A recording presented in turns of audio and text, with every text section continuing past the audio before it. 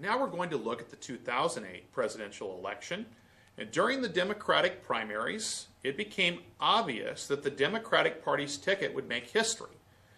The frontrunners were Senator Barack Obama and Senator Hillary Rodham Clinton. Barack Obama was, of course, African American, and Hillary Rodham Clinton, a female. These were the leading two candidates, and it became obvious that one of those two candidates would win the nomination, and thus it would be history-making. We would either have the first African American to head a major party ticket, or we would have the first woman to head a major party ticket. In the end, it would be, of course, Barack Obama. Not only would win the nomination, but then would go on to win the presidency. Now looking at the general election, it also became very apparent that the election results were going to be groundbreaking, because to run against Obama, the Republicans chose Senator John McCain, and he chose Alaskan Governor Sarah Palin as his running mate. Now, this once again puts a female on a major party ticket. And this is only the second time in history that a woman had been on a major party ticket. The first was back in 1984 when Walter Mondale, the Democratic nominee, chose Geraldine Ferraro as his running mate. But now you've got the Republicans that have done the same. And so, once again, we now know that the election results would either give us the first African American president or the first female vice president, depending on which way it turned out. The end result, of course, is that Obama wins the election and becomes the first African American.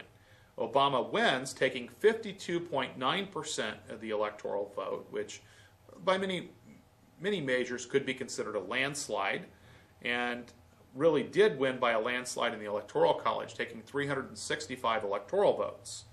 Obama became the first African American to be elected to the highest office in the United States. Reasons for his victory: many Americans had grown tired of the war in Iraq and the recession that hit the subprime mortgage crisis. Obama presented himself as the candidate of change, while McCain differed very little from Bush on issues that were important to many Americans. And of course, this also made it very easy for Obama to paint himself as a candidate of change, because he could kind of use McCain's own words against him. For example, McCain had infamously stated that he had voted with the president 90% of the time. At a time when many Americans were looking for a change, I think McCain could have done himself some favors by clearly differentiating where he stood on issues that was different than Bush, and how his agenda would be different than Bush's. Ultimately, he didn't really do that, and many Americans were seeking a change. So that played a major role, I believe, in Obama winning the election. Now, of course, when Obama comes into the White House, we are now in the worst recession since the Great Depression. And so the first order of business for Obama was to deal with the economy. The economy has shown signs of recovery. We continue to move forward. We're really pretty much out of the recession, but unemployment, while it's coming down slowly. And other things that are kind of contributing to the difficulty are rising commodity prices, sometimes higher gas prices, and rising consumer costs for food. Healthcare reform becomes a major push for Obama, and this, of course, had long been a major concern of the Democratic Party, with Democrats not only winning the presidency but gaining control of Congress, having both houses of Congress in 2008. They were able to pass a health care bill. This health care bill is known as the Affordable Care Act, but more commonly referred to as Obamacare. And this is, once again, something the Democratic Party had been pushing for since the Roosevelt administration. A lot still remains very controversial about Obamacare. The Republicans have voted numerous times to try to repeal it, unsuccessfully. But it has gone into effect. Some parts of it are pretty popular, some parts less popular. As far as foreign affairs, the U.S. has scaled back involvement in Iraq, but fighting with the Taliban and al-Qaeda forces has increased in Afghanistan. Obama signed the treaty with Russia in which both countries agree to reduce nuclear weapons. Nuclear proliferation remains a threat as Iran and North Korea appear to be pursuing nuclear weapons technology. We know North Korea has it. What they don't have is intermediate or long-range missiles, really, that we believe are capable of carrying a nuclear warhead. However, they're working on that as well. And then, as I mentioned, Iran, we are making some progress there in terms of having better diplomatic relations and having a discussion about trying to find a solution to the issue, but yet that still is far from being a done deal at this point. And here's a quote from Barack Obama. He said, quote, "I believe that the United States has a unique responsibility to act. Indeed, we have a moral obligation. I say this as a president of the only nation ever to use nuclear weapons. I say it as a commander-in-chief who knows that our nuclear codes are never far from my side. Most of all, I say it as a father who wants my 2 young daughters to grow up in a world where everything they know and love cannot be instantly wiped out." That is a quote from U.S. President Barack Obama calling for the United States and Russia to pursue new reductions in their respective nuclear arsenals. Now, once again, just like all presidents, Obama faces midterm elections in 2010. So after the 2008 election, the Democrats had control of the White House and both houses of Congress.